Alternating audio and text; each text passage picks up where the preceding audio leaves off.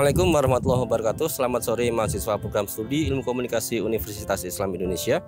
Pada kesempatan kali ini kita akan membahas dua konsep penting dalam kajian komunikasi lingkungan, komunikasi kebencanaan maupun komunikasi geografi. Konsep tersebut adalah space dan place. Kita terjemahkan space sebagai ruang dan place sebagai tempat. Space adalah ruang abstrak yang dibuat dengan model top down dari penginderaan jarak jauh, dan hasilnya yang paling gampang kita lihat adalah peta. Bisa peta sosial budaya, peta sosial ekonomi, peta kawasan rawan bencana, peta kawasan kriminalitas dan sebagainya. Biasanya kemudian space ini dibuat dengan kepentingan tertentu, khususnya kepentingan pendisiplinan, kepentingan memetakan masyarakat dalam kelompok-kelompok atau kategori tertentu. Jadi peta ini dalam membuat peta ini seorang surveyor tidak perlu kemudian terlibat dengan tempat yang dipetakan. Dia cukup mengamati dari jauh dan membuat peta tertentu. Konsep yang kedua adalah place atau tempat. Tempat adalah kategori ruang yang lebih intim. Tempat adalah lokasi di mana kita terlibat dengan tempat tersebut secara fisik. Kita terlibat dengan berjalan di tempat tersebut, berjalan di trotoar, berjalan di rumah. Ketika kita terlibat dengan duduk, dengan meraba, dengan indera penciuman, kita mencium aroma tertentu di dapur, dan tempat berkaitan juga dengan kenyamanan dan keamanan. Nah, dua kategori ini seringkali kemudian dikotomis, tapi sekaligus bisa saling berkaitan satu sama lain. Nah, kita akan memahami bagaimana space dan place saling berkaitan dalam konteks pasca bencana. Setelah sebuah bencana terjadi, biasanya pemerintah akan membuat peta kawasan rawan bencana. Di Aceh pasca tsunami ada peta rawan tsunami. Peta ini mengindikasikan bahwa dari pantai sampai sekian kilometer dari pantai adalah kawasan hijau, di mana manusia tidak boleh tinggal di situ. Kawasan hijau ini diperuntukkan untuk menanam mangrove, untuk taman dan sebagainya. Tidak boleh ada hunian karena ini dianggap sebagai peta kawasan rawan tsunami.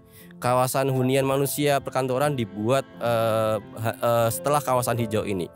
Yang terjadi di Aceh, ternyata kemudian peta ini tidak bisa diaplikasikan di lapangan. Rumah di Aceh dibangun dekat dengan pantai. Nelayan kembali ke pantai, kembali ke tempat asalnya. Dan kita akan berbincang lebih jauh tentang hal ini dengan Pawang Baharudin, seorang panglima laut sekaligus kecik dari Kampung Lam Tutui dan Lam Tengoh. Kecik dalam bahasa Indonesia adalah lurah atau kepala desa yang kembali kembali ke pantai, ke dusunnya setelah tsunami. Dan dia adalah orang pertama yang menginisiasi, memotivasi warga untuk kembali ke dusunnya setelah tsunami. Kita akan berjumpa dengan Bang Bahar. Bang Bahar, kenapa kemudian setelah tsunami memilih segera kembali ke kampung? Sebenarnya pada hari pertama tsunami kami sudah rencana kembali ke kampung untuk mengevakuasi mayat-mayat yang ada. Namun pada hari tsunami itu karena mayat masih berserakan dan teman-teman kami ada yang masih trauma, terpaksa kami pulang pada hari ke-7 pada saat itu. Pada saat itu hari ke-7 itu kami pulang dalam keadaan kami sebagian masyarakat ya sangat trauma dengan keadaan mayat masih berserakan. Karena di pinggir jalan itu mayat bertumpuk dari Pekanbadak kemari kita hitung ratusan mayat di pinggir jalan. Demikian karena kita cinta kepada tanah air, tempat kelahiran, makanya kami dengan hati yang terpaksa kami pulang ke kampung untuk pertama sekali ingin melihat apakah keluarga kami ada yang masih hidup atau yang meninggal di mana mereka berada, ataupun yang masih tersangkut di pepohonan di kampung kami. Maka kami langsung pulang ke rumah.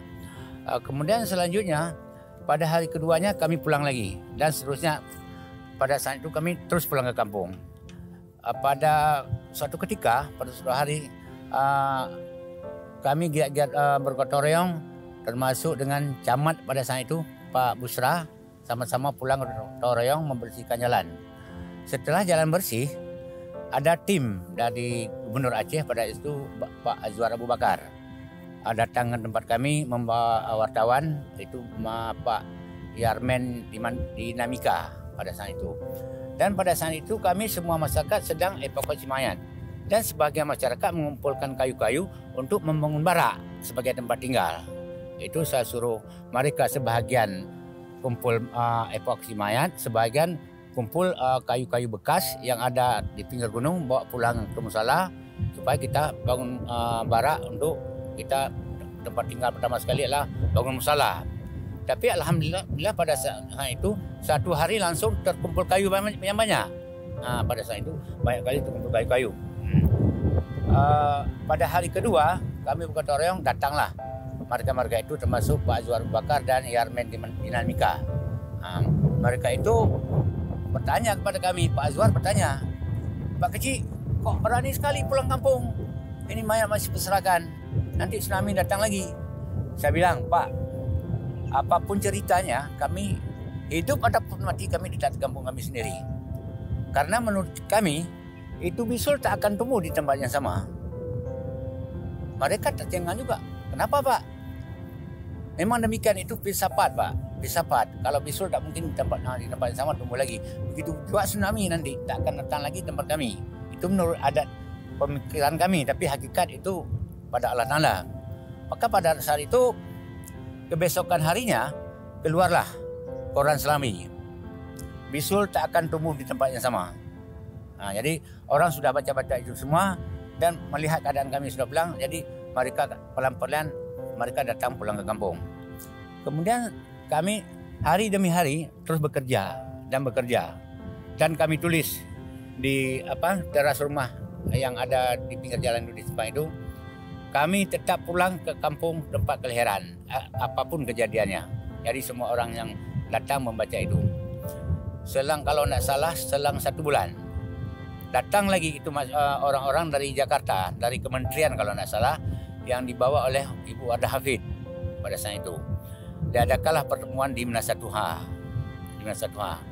Pada saat itu sudah ada keluar maklumat dari pemerintah Aceh yang bahwa masyarakat yang terdampak dengan tsunami itu tidak bisa pulang lagi ke kampung, harus dipindahkan 5 km dari bibir pantai. Itu sudah ada maklumat dari pemerintah Aceh. Tapi sebab semua masyarakat Aceh itu tidak menghiraukan, mereka tetap pulang ke kampung. Pas kebetulan pada saat itu datanglah tim dari Jakarta, dari kementerian yang dibawa oleh Wardah Hafid. Kami adakan pertemuan di Menasatuha kebetulan.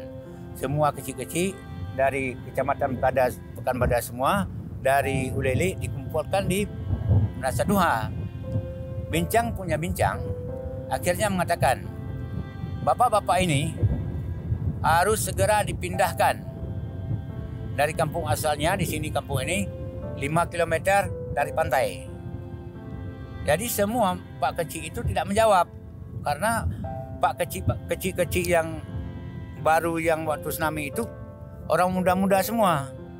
Karena Kecik di kemukiman Kamada yang selamat hanya saya sendiri, hanya saya kita satu orang, yang lain meninggal semua. Jadi tidak menjawab oleh itu. Jadi akhirnya saya bangun. Bapak, Ibu, saya permisi mau ngomong. Sebenarnya kami ini ingin mau pindah, tapi ada syaratnya. Sekarang bapak-bapak dari Jakarta ini pulang dulu ke Jakarta, pindahkan dulu orang yang ada di Muara Angke, Jakarta Utara. Karena di sana dekat laut. Datang tsunami, mereka mati semua. Di sana banyak menteri, banyak pejabat-pejabat. Tapi kalau tsunami datang lagi tempat kami sudah habis, nggak ada lagi sanak saudara, sudah habis. Maka oleh karena itu, sebelum orang itu dipindahkan 6 km dari pantai seperti kami tetap berada di sini. Karena kami ini masyarakat nelayan. Kalau dipindah ke daratan, kami susah untuk mencari rezeki. Lagi pula kami ini semua orang cinta tempat kelahiran, cinta tanah air. Makanya kami apapun ceritanya, hidup ataupun mati, kami tetap di sini, tidak mau pindah. Itu tekad kami bilang. Akhirnya mereka tutup langsung rapat, tidak lanjutkan lagi karena kalah dengan pembicaraan. Begitu dia.